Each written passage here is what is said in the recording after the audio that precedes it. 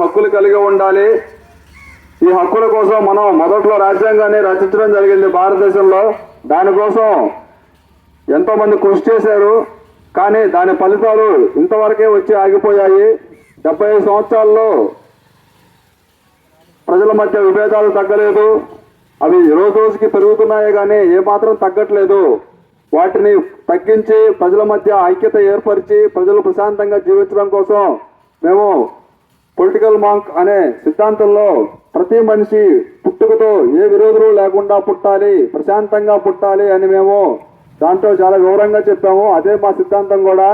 మనం పుట్టుకతో మన తర్వాత వంశస్థులు పుడుతున్నారు. వాళ్ళకు పుట్టినప్పుడు వారసత్వంగా ఎంతో మంది కులపరంగా కానీ, వర్గం పరంగా కానీ, ఊరి పరంగా కానీ ఎంతో మంది విరోధులను వాళ్ళ పుట్టుకతోనే మనం పంచుతున్నాము.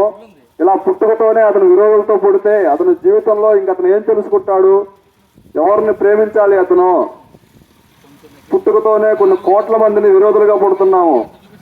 అలా కాకుండా పుట్టే ప్రతి మనిషికి విరోధులు లేకుండా అందరూ కలిసిమెలిసి ఉండి తన విజ్ఞానంతో ఎవరైతే తప్పులు చేస్తారో వారు మాత్రమే మన విరోధులు అని తెలుసుకోగలిగే సమాజాన్ని నిర్మించాలని మేము ఈ ప్రయాణాన్ని మొదలుపెట్టాము.